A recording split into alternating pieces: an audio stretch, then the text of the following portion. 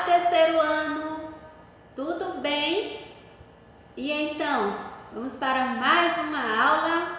Antes, vamos falar com o Papai do Céu, aquele que nos criou, que cuida de nós, que nos protege. Vamos lá? Senhor Deus, obrigada por teu amor, por teu cuidado, obrigada pela nossa família. Que o Senhor tenha misericórdia de nós e a cada dia nos sustente com a tua graça. Tenha misericórdia dos nossos pecados, tira de nós tudo aquilo que não te agrada e que nós possamos a cada dia ser obedientes à tua palavra. Obrigada por tudo, em nome de Jesus. Amém. Agora eu vou convidar você para juntos nós lermos aqui, a palavra do Senhor. Você vai pegar a sua Bíblia aí onde você está e você vai ler junto comigo. Vamos ler lá em Salmos, o capítulo 63. Aí na sua casa você lê o capítulo inteiro, que não é grande, tá certo? Tem apenas 10 versículos, mas aqui comigo você vai ler somente o versículo 3. 63:3 diz assim, Porque a tua graça é melhor do que a vida, os meus lábios te louvarão. Olha que palavra maravilhosa. Porque a tua graça é melhor do que a vida e por isso os meus lábios te louvarão.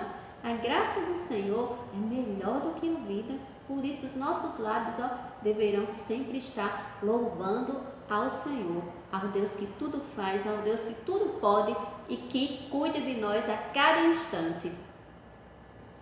E vamos agora à nossa aula.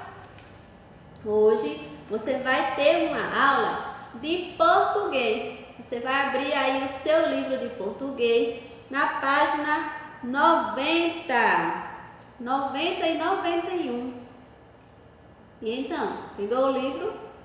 Nessa página nós vamos falar um pouquinho sobre acessibilidade no trânsito.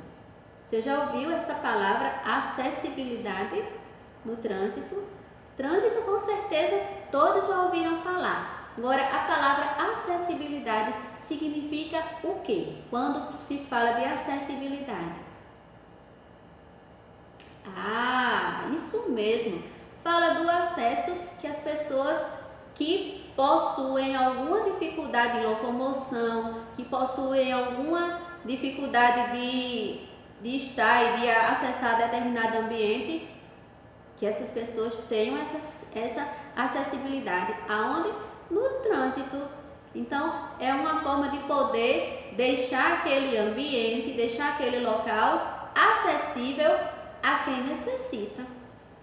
O trânsito, como a gente pode ver, ele faz parte do nosso dia a dia, não é? A gente vai e volta, se desloca de um lugar para o outro de forma tranquila. Acontece que, para nós que não temos nenhuma dificuldade de locomoção, isso se torna fácil, relativamente fácil. Mas para as pessoas que precisam e que dependem do auxílio de alguém para ajudar essas pessoas a se locomoverem, quem necessita, quem tem uma necessidade especial, não consegue fazer isso de forma tão fácil quanto nós, que não temos nenhuma dificuldade de locomoção. Por isso que o trânsito precisa estar acessível a quem necessita. Vejam aí, nós caminhamos no trânsito a pé, de bicicleta, de motocicleta, de carro, de ônibus e todos esses meios são formas de a gente se locomover na cidade. Só que, como eu falei, algumas pessoas têm algumas limitações e esse acesso precisa estar acessível. Por exemplo, aqui, na faixa de pedestre, vejam aí. Para acessar essa faixa de pedestre, quem não tem nenhuma necessidade especial, tranquilamente consegue acessar. Mas se a faixa de pedestre, de repente, dá acesso a uma calçada, e essa calçada não possui uma rampa para ser acessada por quem necessita desse acesso, esse acesso será interrompido. Então, é preciso que se tenha um acesso para quem usa uma cadeira de roda poder se locomover. Outro exemplo, para quem precisa se locomover e que depende de uma cadeira de roda. Para entrar em determinados supermercados, para entrar em determinada loja, se essa loja, esse supermercado tiver uma calçada um pouco mais alta e não tiver uma rampa de acesso para essa pessoa não vai conseguir chegar. Outra forma de facilitar esse acesso às pessoas, a outras pessoas, são as vagas reservadas para essas pessoas. Nos estacionamentos, por exemplo, muitos lugares já se tem uma vaga que é reservada exclusivamente para pessoas que são dependentes de cadeira de rodas, cadeirantes. Também existem, e deve ter em vários locais, na cidade inteira, na verdade, piso tátil. Você já ouviu falar desse piso tátil? É uma marcação que tem no piso e que a pessoa que é deficiente visual consegue sentir e se orientar no seu trajeto. Isso é uma forma também de acessibilidade às pessoas que têm dificuldade de visão. Outra forma de acessibilidade acontece nos ônibus, que tem tipo um elevador, uma estaçãozinha, é um elevador mesmo, que desce até na calçada para poder o cadeirante subir ali naquele elevador e aí ele sobe e dá acesso a esse cadeirante para o ônibus. E todas essas formas de acessibilidade, elas precisam estar disponibilizadas para as pessoas que têm necessidades especiais, tá bom? Agora você vai passar a sua página e nós vamos para o nosso próximo conteúdo, que diz assim, ó, palavras com S e com SS. Você já observou que tem palavras que são escritas com S e tem palavras que são escritas com 2 S's? Por que será? Qual é a diferença? Como é que eu sei aonde utilizar um S? Como é que eu vou saber onde utilizar 2 S's? Vamos descobrir agora. Tá pedindo aí para você ler as palavras a seguir. Tá aí a primeira palavra, pássaro. Quantos S's tem essa palavra, pássaro? 2, né? A outra figura aí é salada. Quantos S tem nessa palavra? 1 apenas. E a outra é mesa. Viram aí? Só tem também um S. Mas observa o som dessas palavras. Eu vou repetir para você ouvir. Observa com atenção somente a pronúncia, o som que vai sair dessa palavra. Pássaro. Pássaro. Olha só na outra palavra. Salada. Salada. E na outra, ó, mesa. Mesa. Pássaro, salada e mesa.